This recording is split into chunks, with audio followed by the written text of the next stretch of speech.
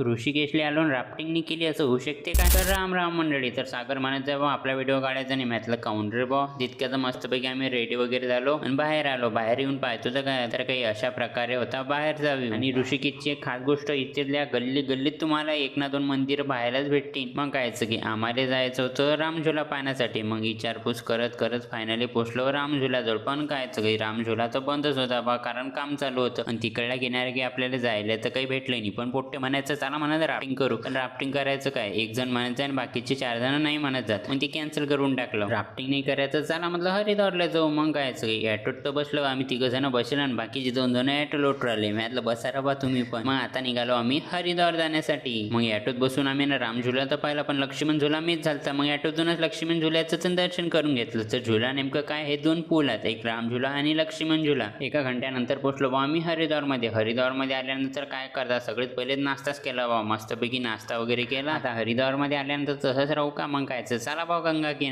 किनारे दोनों दर्शन केलं. तर चला म्हटलं पहिले आपण देवीचं दर्शन घेऊन येऊ, कारण तिथं तर खूपच गर्दी असते. देवी नेमकं कोणती माहिती आहे तुम्हाला? मनसा देवी. मग कायचं की गल्ली गोळ्यातून पोहोचलो बा आम्ही फायनली आमच्या ट्रॅकवरती. म्हणजे तिथं तर चढाई होती. चढाईचं काय पुसता बा, जिकडे तिकडे पाहता की तिकडे चढाईच आहे, पण ट्रॅकिंग काही सोपीच नाही. पण आता तुम्ही विचारात पडला तर रोपे असल्यावर तुम्ही रोपेने काऊन नाही गेलं? अरे बा रोपेची रांगच एवढ्या दूर होती की म्हटलं ते नंबर लागायच्या पहिलेच आपण दर्शन करून येतो. मग काय तर शॉर्टकटच रस्ते काढत जाऊ आम्ही, जिकडून तिकडून शॉर्टकट, कारण शॉर्टकट रस्ते आपल्याला भल्ले पडतात. फक्त केदारनाथचा शॉर्टकट सोडून. बरं तर आजच्या पार्टमध्ये एवढंच. भेटूया नेक्स्ट पार्टमध्ये. जप्त केले. जय हिंद, जय महाराष्ट्र.